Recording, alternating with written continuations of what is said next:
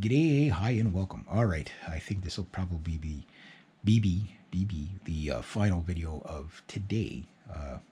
Starting to rain out there. Okay, cover bands. Do you have to always play the most popular music and live? And the simple answer is no.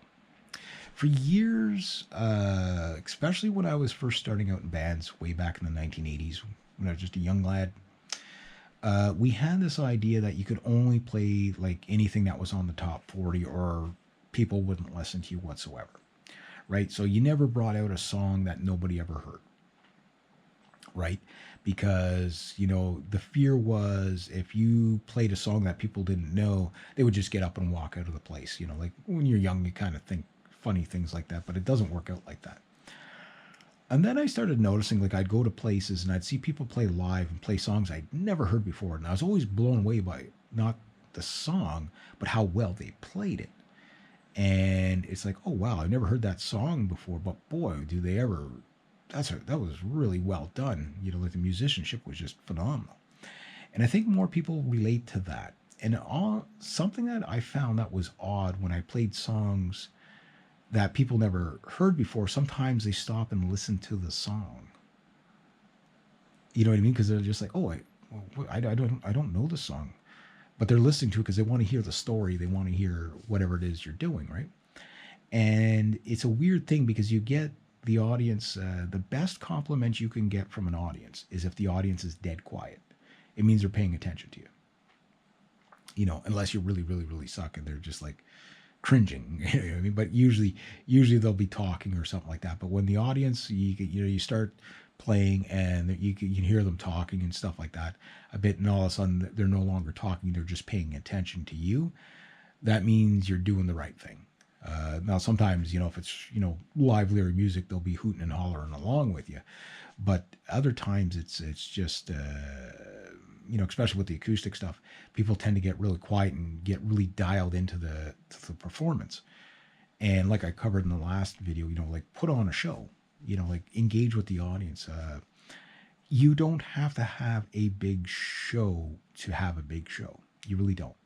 And you don't necessarily, especially if you're doing covers, which most bands are going to do covers, you don't always have to play the same popular songs everybody else is playing. Because even though everybody knows the song, they'll sing along with it, they won't remember it usually because it's just like the last 8 bands they've seen live played the same songs, right? So give them a song that they've never heard before, like maybe even out of a genre they've never heard before. Like for me, I do a lot of heavy metal songs on acoustic and whatever. And like, for example, I do Nightwish songs, and sometimes like a guy singing Nightwish songs with an acoustic guitar is just completely unheard of, right? It just nobody does that hardly at all because they don't think they can do it. But like I've done Nemo on the mandolin, I've done Nemo on the acoustic guitar, and you tell like a little haunting tale when you do it. And whenever I do Ghost Love Score live I can't wait to hear or see what the audience is going to do to that one.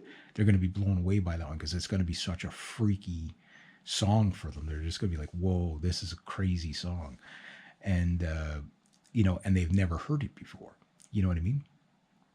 I do like Viking metal songs, battle metal songs, like from Teresis. I do, and people, like they love it when I sing these Viking kind of metal songs on either the mandolin or the acoustic guitar, because it's just like it's adventure music, right? So it's like you hear singing about guys, drunken Vikings puking over the side of a ship, conquering lands. It's pretty fun to sing about, even if you've never heard that before. You're going to enjoy the story, right? So you don't always have to do the popular covers. You can, but I like having a set list that nobody's heard before. And I also like the idea, obviously, of doing original songs, right? And as long as you do it well, like when I did my song Atlas on the 12 string live last year. Yeah, it was last year. I haven't been on stage since then. like people really loved what I did on the 12 string on that, and I got it. It's not that it was the best sounding or anything like that, but recording or whatever. But like everything sounded okay. It's the way I recorded on the GoPros or whatever. But when you hear the audience, like when I start breaking into the lead break on the 12 string, when I pull off those riffs, they're like, "Ooh, that was pretty cool," you know. And I had people say, "Hey, geez, how the hell do you do like those like kind of things on a 12 string?" Because there's this kind of perception that a 12 string is extremely difficult to play. It actually isn't, unless you got one that's completely, the action is that high on it. But the thing is that even though it was my own song, people didn't care about what the song was. They cared about how it was played. And there's people after like, wow, that was cool. Like that was your own song. Well, that was really, really, really cool. You know what I mean? So don't ever think you have to just do what everybody else is doing. Anyway, I'll leave it at about that because I think enough said. Because try stuff that is a little bit the B side stuff or and just to see how the audience reacts. So, if you're just going for the sing alongs all the time, yeah, that's a lot of fun, but nobody ever remembers that. They remember having fun, but they don't remember a lot of times. Give them a good performance of something new. Don't be afraid to do that. Anyway, there we go. Have yourselves a great day. Eh?